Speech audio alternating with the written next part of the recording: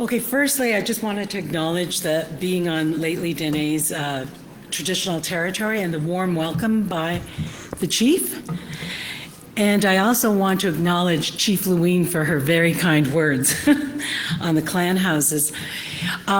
It has been a labor of love. I've thoroughly enjoyed working on it, and we made progress very quickly. Things just seemed to happen. We were just very fortunate. So I'll just start. I have two presentations today. The first being on the clan houses. So So the clan houses, basically, we view it as representing not just our past, but future generations, because we have to put an end to what the horrible history that we've had over the generations. So.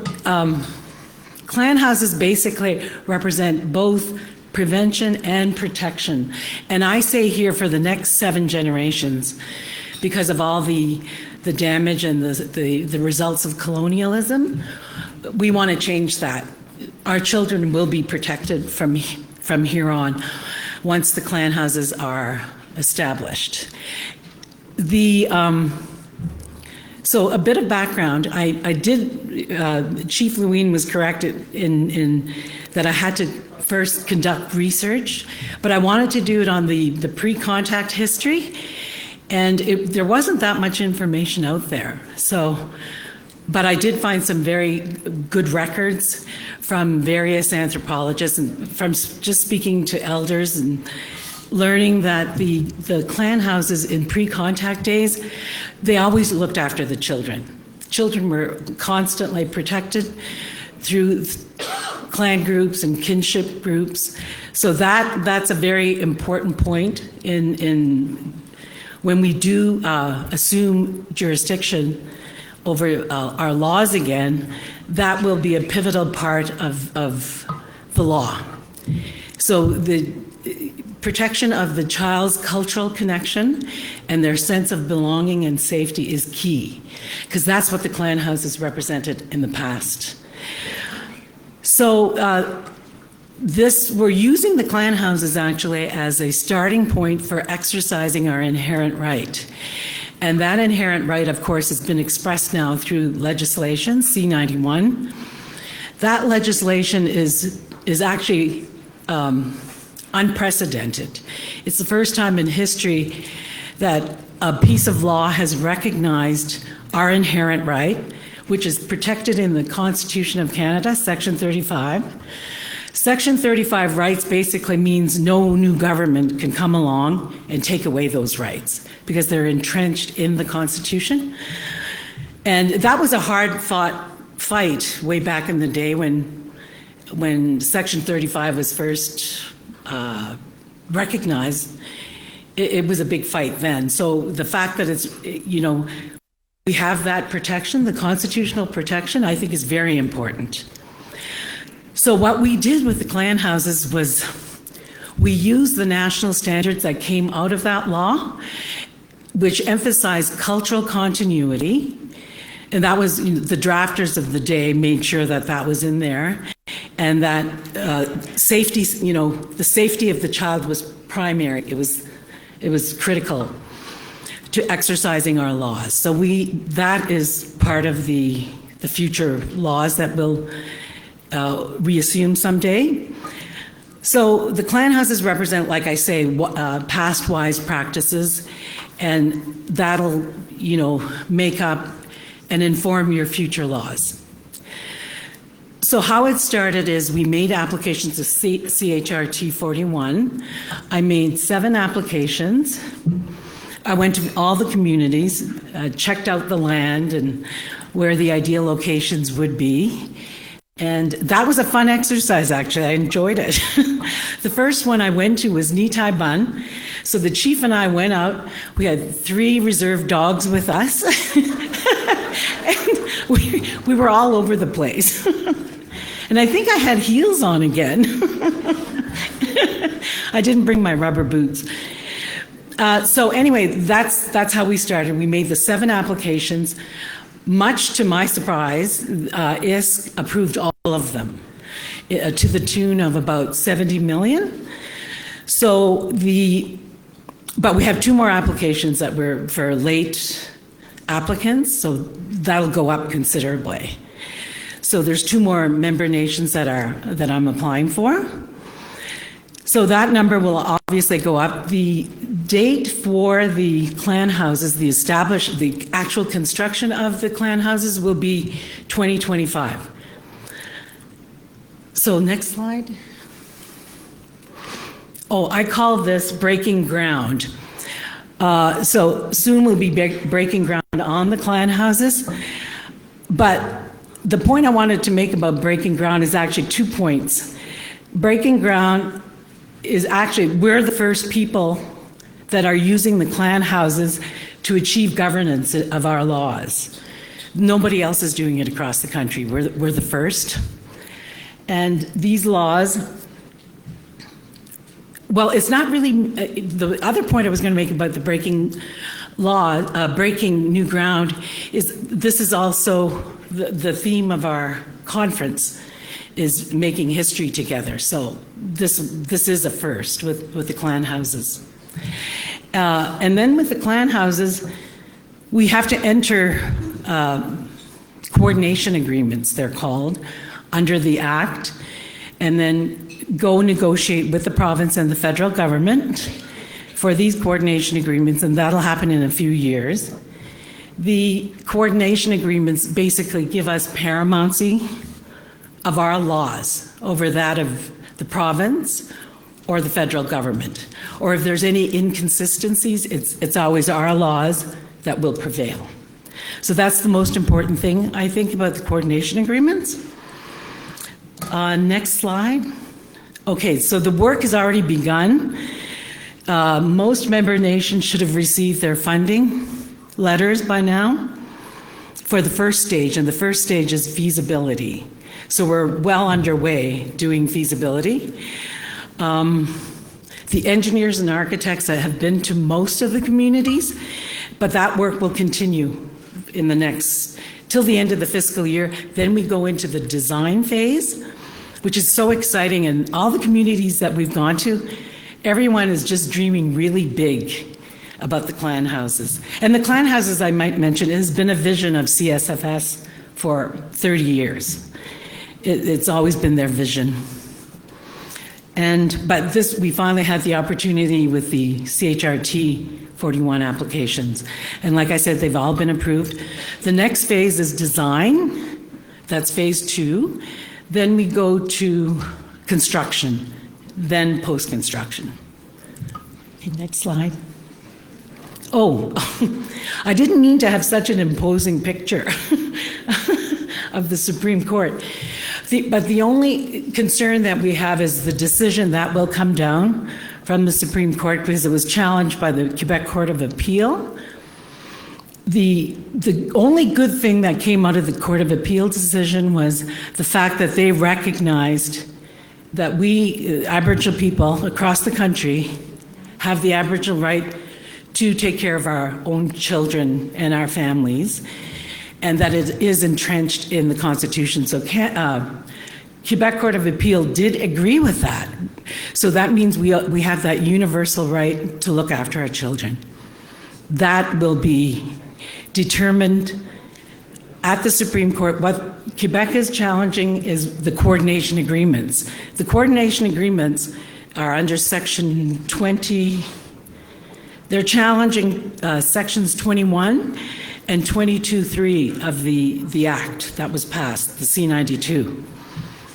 In that Act, they're saying these 2 sections are unconstitutional, that they're illegal, and they're wanting to take away that paramountcy that our laws would have. They would prevail over the province.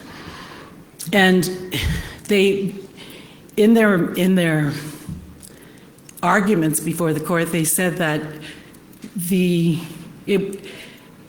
by virtue of recognizing our rights this way, that it's amending the Constitution to recognize a third order of government, which is what we want. This is exactly what we want. So we'll find out. The decision should come down any day now. So that's it on the clan houses. But there's a lot more that went into it. I was told to be brief, so are there any questions? Or are you going to go into this first? No, I should ask the questions. At the end. Oh, at the end on the clan houses too? Okay, now we're doing the omitted day schools. Okay, first slide. Okay, these are the, Warner and the board had asked me, this was a board directive, to look into these list of schools that had been omitted from any compensation for the Indian day schools. See, these are the lists: the Prince George College, St. Joseph's in Smithers, St. Joseph in Vanderhoof, and Lake Babine, or Burns Lake, the Immaculate Heart of Mary, and in Mary's territory, St. Maria Goretti. So those are the schools. So if anyone attended these schools, the next slide.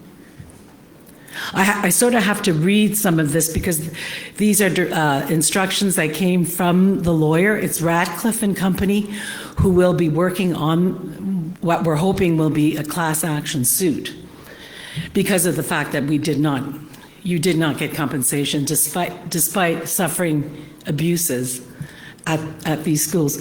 So the first thing I did, the instructions were to go, I think it's when the Pope was visiting, Warner says, Sandra, get to the diocese, they're not going to say no to you, while the Pope was here.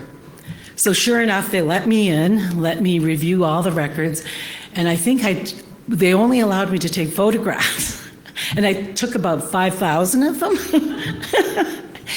with my little camera, because they didn't want to release the records. They're very strict. And they wouldn't allow me any of the list of students, but I still got them anyway. So what was important was to determine damages, I guess, or liability on the part of the Crown.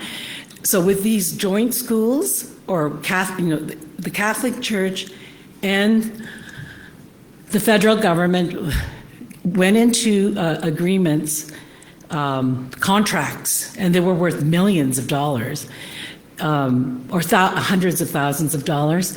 And they created these new schools, the integrated schools, and a lot of our students went there from that list. So I got the contracts for each one of them, and sure enough, there is liability. They've made a preliminary opinion, and they agree that there is liability. The next slide. So they were trying to look for a direct link between each of the students because they did count per capita every child. So Indian Affairs actively supported the construction of the schools and the ongoing operations. And then the funding went on, I think, right into the mid-1980s. And then the next slide. These are the next steps that legal counsel has recommended.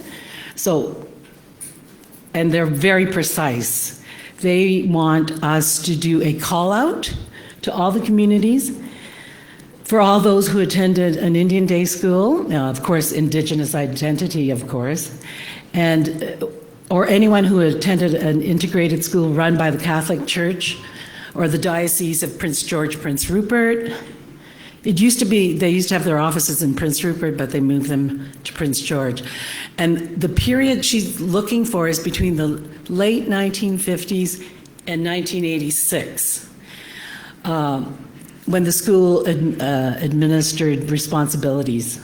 And then after that period, they transferred them to First Nations.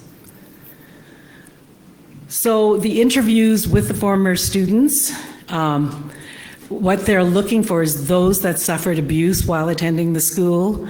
They want those that are willing to talk about it, to provide documentation, or their testimonies, really, of their experience, and it is on a confidential basis. And CSFS will use a trauma-based approach to any of the interviews, because for some, of course, it's sensitive and hurtful. That's it. So, and I should mention, Marilyn Jansen is in charge of the day school and making first contact with the students. So if you're one of them, you can contact her. She'll start the process. She's sort of the conduit between the lawyer and your people, and then the lawyers do the interviews, because it's quite sensitive, and they're looking for very precise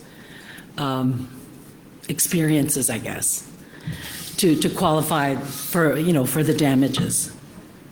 So, are there any questions on the clan houses or the day school? Yes. We have one for the viewers online. Mary TG. Sandra, I'm just thinking this all in the last week or so with the compensation for the former children in care.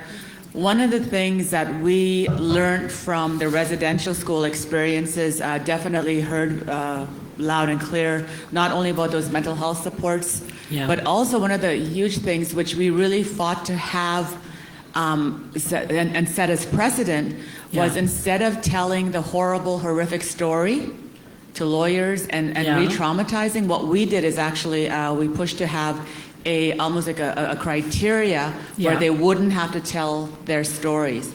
So that would be a precedent. So it's just something in the last week you'll have heard that on the that was approved by the federal court just a few days ago. Oh, so really? I think it's just something that we should think about, and I keep thinking I think phone we Sandra. should. Yes, absolutely. So you're not going to have to hear those, even like telling any it's horrific stories. It's traumatizing. It's hard. It's traumatizing. But we'll keep in touch. I'll get you in contact let's with do that. ours.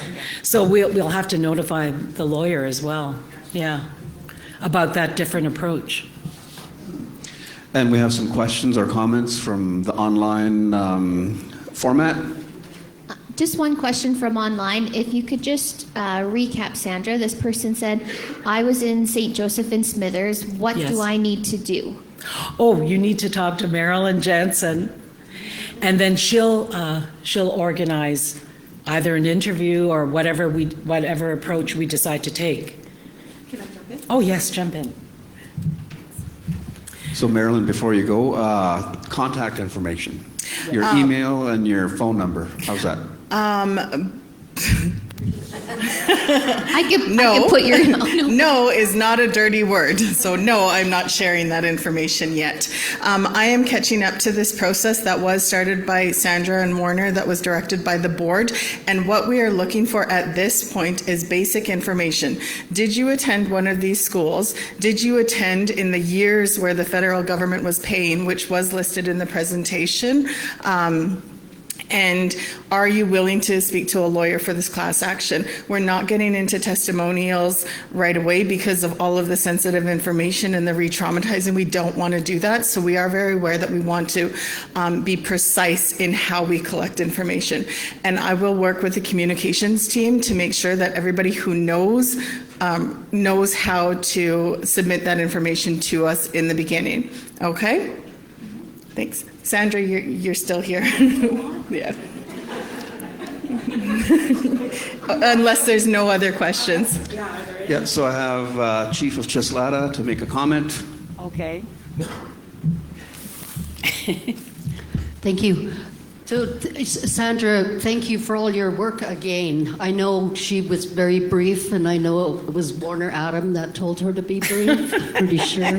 He always tells me to be brief. But no, there was more detail into all the work that you've done, and thank you for that.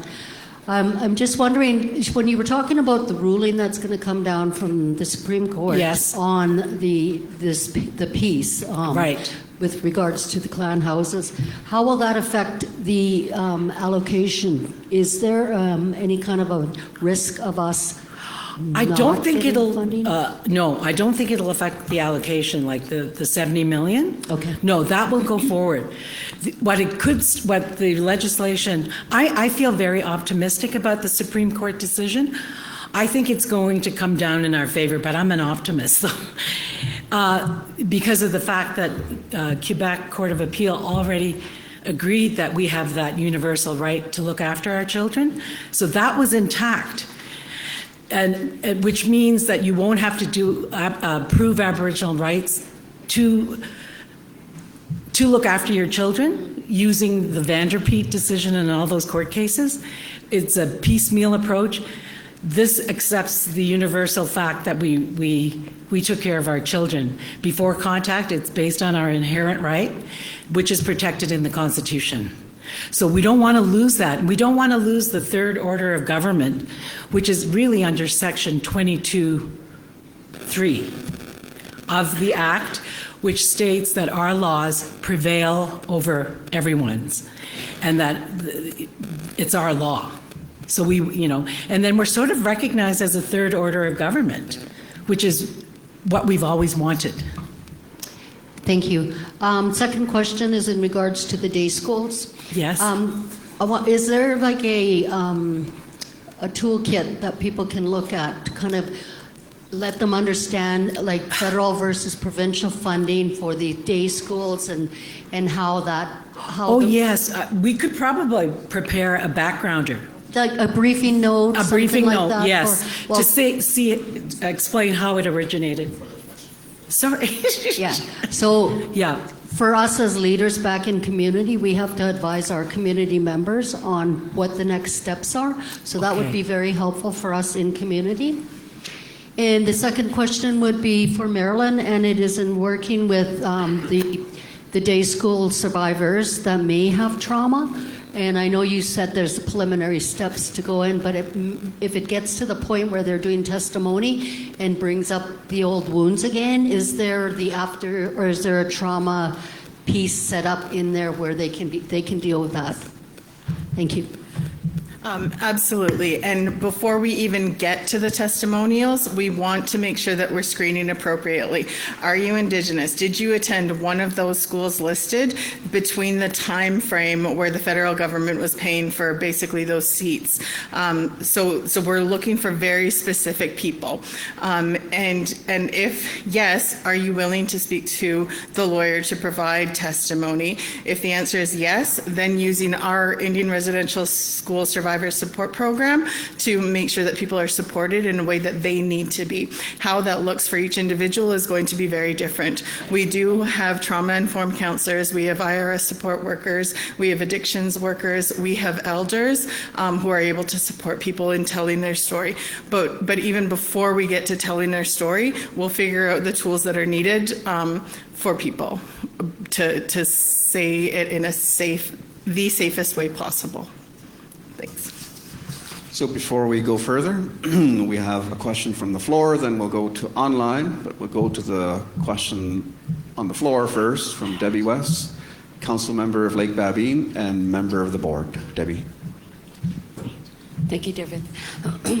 I just have two questions for Sandra. Yes. For the clan houses, the question that came up from this table was if you could give us the locations of the clan houses, where it will be located in each community. And the second question or comment is about the day school. I attended CHRTC ruling in Burns Lake. It was to do with the former staff there, and it was the rulings against the RCMP and their lack of investigation into that matter. So there was several students that we had to, we listened to their testimony for about 2 weeks, and it was really difficult to listen to.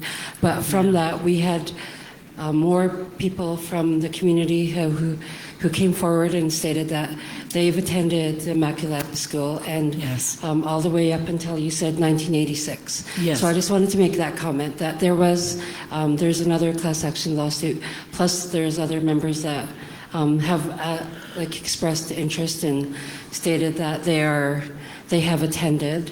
So I just wanted to let you know. Yeah. Thank you.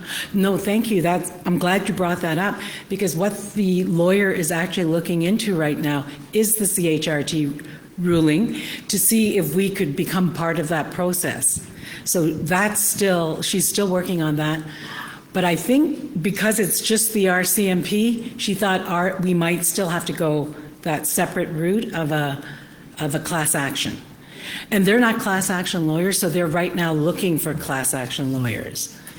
But it's very preliminary, yes, at this point. But this came from the board because they realized there were so many, with the Indian day schools, everybody got their, their funding, their compensation, except they happened to miss a few, right? And then we had to prove that the feds funded those schools, and sure enough, they did. Because I got every record from the diocese for all these schools that are listed. But that list is not exhaustive. Like if there are schools that may have been missed, we can include them. It's not too late. And then your question about the clan houses, they're going to be in every community. We have 7 applications. I'm working on Wet'suwet'en and Yakuche, and those are the last 2. And we didn't do one yet for Burns Lake. But everybody else, all the member nations, and of course except Lake Babine, they're all included. Everyone has their own clan house in the community. That's the trick. Yeah. Thank you, Sandra. Don't sit down like you did earlier. You're still... I'm still on. So we have a question online, and then we have another comment from the floor. So the question online. So this person was wondering, their late mother's experience wasn't documented, and is there still something they can do for their late mother's compensation in terms of the lawsuit? That's a very good question. I will ask the lawyer that, but I know what they've done with the other day schools. If they have included, deceased parents or relatives, so that was applicable in the other settlement, and I'm sure that'll be the same in this one. But I will clarify that for you. And another related question is, will you be also taking interviews from people who are not CSFS member nations, but who also went to the day schools? As long as they meet the criteria. As long as they meet the criteria. Yeah, so it's anybody who attended that school within CSFS territory, which is large. Yeah, so the answer is yes to that, yeah. All right, so back here on the floor, downtown Prince George, for the viewers online, Chief Karina Lewin has some more comments. Okay. I just wanted to, so with the clan houses, Debbie, it's the choice of the community, correct, Sandra, as to where the clan houses would be situated? Oh, absolutely, yes. Given the feasibility study, et cetera. Yeah, So, but we do have to know the location. right. Yeah. So, but that's the community's decision on yes. where those clan houses go. Just wanted to clarify that. Yeah. The other question is in regards to the day school again. Is there a timed out period like they did with the other, with federal schools? Well, as soon as they transferred to the nations, that's when it would stop, I assume. Right. So I'm talking about, like, there was a question from online about a parent not being with us any longer. Oh, yes. So there were a lot of people that passed away prior to, there was a cutoff date in the 80s, I think 84, somewhere around there. And then if those people did not live past that date, then the compensation could not be passed on to their children. So that's a question for the day schools now. Okay. I think that's something for the lawyer to address, because I'd be guessing. It has to be within a time period. Yes. So it's the same as the deceased class. And so that deceased class would have to die within that period. Yeah, like the 1984. Yes. So for everybody who didn't Probably, hear that, yes. I'll let Mary repeat herself over the PA, and so those that are online can hear her comments. Hi. So it would be the time period. That's the criteria, and if it would be considered the deceased class. It's a different class when you go to class action. Deceased so if they died within that time period. Yes. So I'll pose that question to the lawyer just to clarify. And so it's called deceased class, right, Mary? Okay. Any more comments or questions from the floor before we allow Sandra to sit leave down? the stage. And online? Any others online? Okay, well, thank you Oh, very there's a much. question. One more? Yeah. Okay, right here. Heather from Wet'suwet'en First Nation. Council member. Hattie, I just would like to thank you for doing your presentation and for the elders that did the opening prayer and for the opening song. And I just wanted to ask about, you said there was only 7 that you did applications for.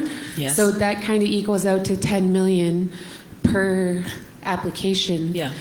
What does that entail exactly? Like the clan houses, what would it be included with doing the clan houses? And I noticed you had a presentation on how the next steps would be. Right.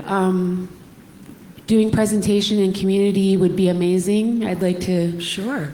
Yes. call you to Wet'suwet'en. No. So No, I like going into community. yeah, Yeah. and I appreciate all of the work that's been done thus far, and also for the day schools. My parents had went to the college, Prince George College, Prince George, yeah. and so did all my aunts and uncles. So there's just an impact that's happened, regardless if they weren't listed on that school. So I appreciate you guys doing that work as well. Yeah. Masai. Okay, thank you. Is that it for questions? Oh. What is this? She writes like a doctor. I know. Be a doctor, Mary. We can't understand this. Just give Sandra a moment as she deciphers the During chicken the scratch. time period, and they died after they are eligible. Well, yeah, I presume they would qualify. Yeah. We're going to leave that to the lawyer to answer. Yeah. It's bad enough I was talking coordination agreements and $100, what do you call it? Words. Words. $100 words. All right, so Thank you so much, we're good with that, Sandra. Sandra?